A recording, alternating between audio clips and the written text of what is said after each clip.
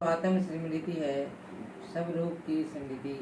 आप लोगों की आदत पड़ गई है, आप लोगों की नेचर बन गई है, आप लोगों के प्रेम रोम रोम और सांस सांस में यह बात समा गई है। दूसरे के अंदर आत्म निंदा के भाव पैदा करते हैं। सोचो, जब आप किसी की निंदा करते हैं, चुगली करते हैं, नुक्ताचीनी करते हैं, पगड़ी पगड़ी उछालते हैं, दूसरों को कहते हैं न तेरे में बुद्धि है, न तेरे में विद्या है, ना तेरे में अकल है, ना तेरे में शकल है, ना तेरे को उठना आता है, ना तेरे को बैठना आता है, ना तेरे ही को कपड़े पहनने आते हैं।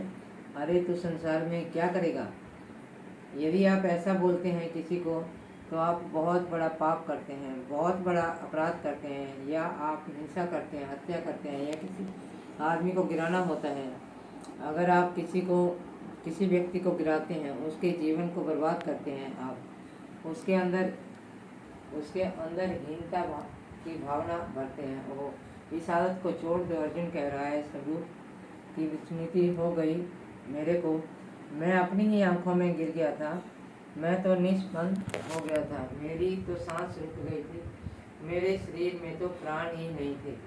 ओहो, सोचो, जब आप किसी को ऐसा कहते हैं, तुम बड़े प्यारे हो, बड़े मीठे हो, स्वीट हो, सम्राट हो, स्मार्ट हो, अरे तुम बहुत बुद्धिमान हो, तुम विद्वान हो, तुम समझदार हो, संसार में ऐसा कोई भी काम नहीं जो तुम नहीं कर सकते। आप किसी को उठाते हैं, उसके भीतर सोई हुई शक्ति को, सोई हुई ताकत को, बिखरे हुए मोतियों को आप उछालते हैं। लेकिन हाँ, एक बात से सावधान रहना, कभी भी कहीं ये आपकी स्तुति से, तुम्हारी प्रस्तुति से इसमें कहीं अहंकार न आ जाए। ये अहंकार आ गया तो यह और भी पतन का कारण होगा। श्री कृष्ण अर्जुन से कहता है, महाराज मेरे में तो ये भाव आ गए थे और आपकी कृपा के बिना मैं उठ नहीं सकता था।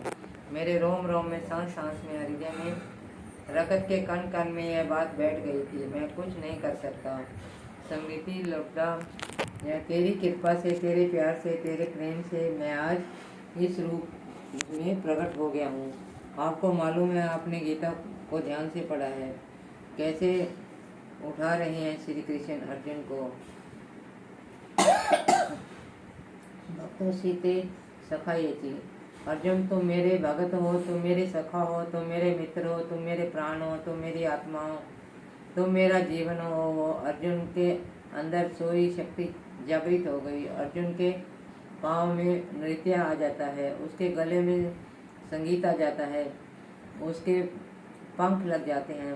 महाभारत में कर्ण जो युद्ध में हारा, सारथी के कारण हारा। अर्जुन जो जीता वह सारथी के कारण जीता। कर्ण का जो सारथी था वह शल्य था, वह पांडवों का मामा था। जिस समय कर्ण के अंदर लड़ाई की बात आई, कर्ण ने दुर्योधन से कहा, अर्जुन से लड़ने के लिए मुझे अर्जुन के सारथी श्री कृष्ण जैसा सारथी चाहिए। अब जैसा